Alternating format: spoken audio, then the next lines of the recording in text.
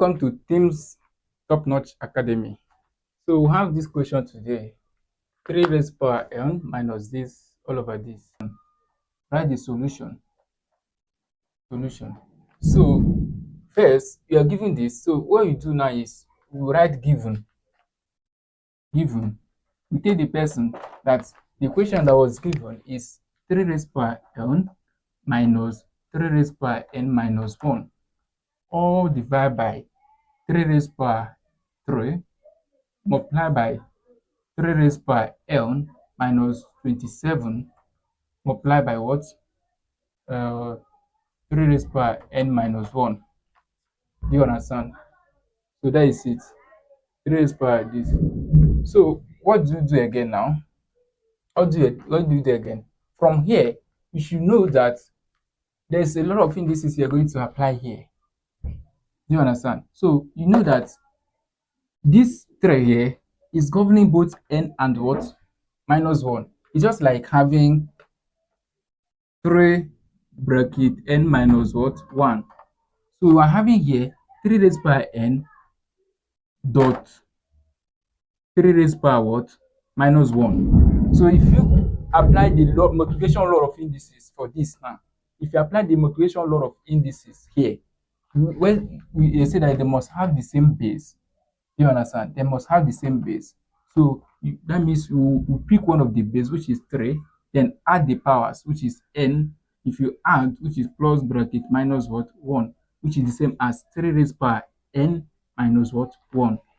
Are you seeing it now that we have arrived at this particular equation that was given, which is 3 raised by n minus 1? So what do? You expand it. Expanding it means instead of you continuing with this format, expand it and use this. Expand it and use this. If you expand it to use this now, you will see that we'll be having this 3 raised by n minus 3 raised by what? N multiplying what? 3 raised by minus 1. Then all divided by, then the down part, which is this, we'll be having 3 raised power 3 multiplying what? 3 raised power n minus, then this 27 here, this 27, you know that 27 is 3 raised power 2. 3 raised power 3 is 27, which is 3 times 3 times what? 3. 3 times 3 is 9. 9 times 3 is what? 27. So this should be 3 raised power what? 3 as well. So multiply by what? Then this should be this, which is what? 3 raised power n multiplying 3 raised power minus 1. This is what it should be. So if you reach this point here, if you reach this point now, so what you do now is you're already having this 3 raised by n, 3 raised by n, and this is this. So consider this first part, this last part, this the denominator. Denominator is the one down when you're having a fraction. So if you consider this denominator here, what do they have in common? What do they have in common? They have 3 raised by 3 in common. Why? See, we're having this.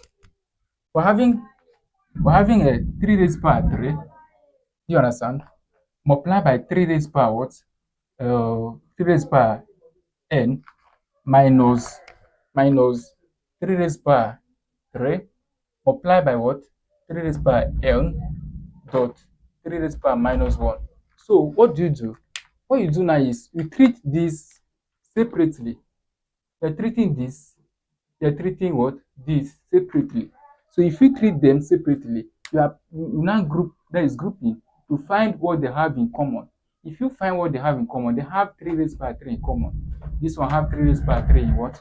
Common as well. So that's the method you apply to solve it. So if you do that now, we're going to have to do that now. Remember, we're already having this. Recall, we're already having this as 3 raised by n minus 3 raised by n dot 3 raised by minus 1 all over 3 raised by 3 multiplied by 3 raised by what? N minus, we're having 3 raised by 3 multiplied by 3 raised by n dot 3 raised by minus 1. So, like I said, this you are not going to touch. Leave it the way it is. So, we're having 3 raised by n minus 3 raised by n dot 3 raised by minus 1 all over. So, if you do the grouping now, you'll be having this as what they have in common.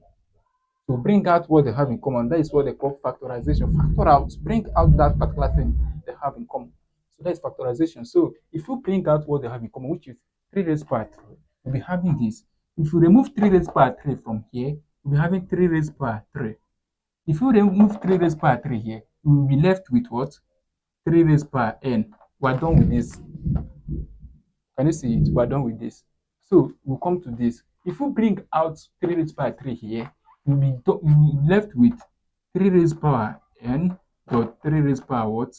Minus 1. Do you understand? We'll be left with this. I don't know if you understand what I'm solving. If you have any question, please go to the comments section, then drop all your questions. I will answer you clearly. I'll answer you clearly. This is the method you apply in solving this question. Many persons have failed it. So many persons have failed. So what you do now is, if you reach at this particular point, you recall or observe that. So if you look at this now, you should observe something. You should notice that 3 raised by n, this and this, they are all the same. Look at it very well. This and this are all the same. So what do? This can go against this. Do you understand? So remember, if this go against this, we're already having one here. So you'll be left with 1 all over what? 3 raised by 3. So your answer now will be 1 over what? 3 raised by 3 is what? 27. That's the answer. Very simple. Many persons have failed it, but this is the method. So if you understand the laws of indices, you should be able to solve any question that relates to this. Any question of this kind, you'll be able to solve it. I've solved several questions on indices, and I've explained in detail the laws of indices.